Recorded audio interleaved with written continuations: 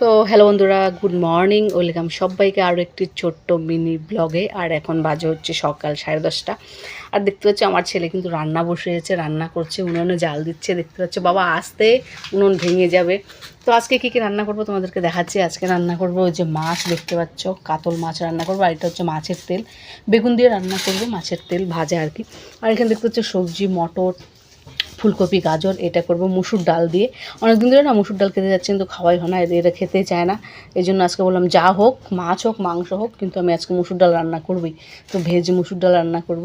মুগ ডাল হলে ভালো হতো, কিন্তু মুসুর ডাল দিয়েই করবো, খেতে তো ভালোই লাগবে। আর এদিকে কাছে বোন কাটছে সবজি, ওই যে চোখে এই পেঁয়াজ কাটতে কাটতে, সবজি কাটতে কাটতে কান্না করে দিয়েছে, এখানে চোখ দিয়ে সেই জল বেরোচ্ছে।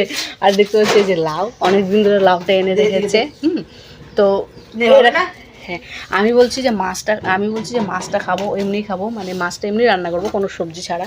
কিন্তু ওরা বলছে না মাছটা লাউ দিয়ে রান্না করবো। তো আমি বললাম না, লাউটা যদি বাড়তি থাকে তাহলে কিন্তু লাউ দিয়ে মাছটা রান্না করবো না, এমনিই করবো।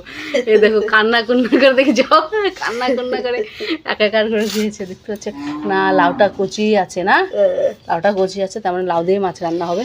ওটা যদি কচি না থাকতো তাহলে মাছটা এমনিই করতাম। আর হলো না, আমার আশাটা পূরণ হলো না। না, কোনো সবজি দিয়ে মাছ খেতে ভালো লাগে না, তো পছন্দ হয় না আর কি, এমনিই ভালো লাগে খেতে। তো যাই হোক বন্ধুরা, আমি রান্না করে নেই। সরো সরো, এই দেখো কই কোন দিকে লেগেছে। না, একটু বড় করে। হ্যাঁ ঠিক আছে, তো আমি রান্না করে নেই। তো বন্ধুরা, আমি রান্না করে তোমাদের সঙ্গে দেখা হচ্ছে আবার পরে।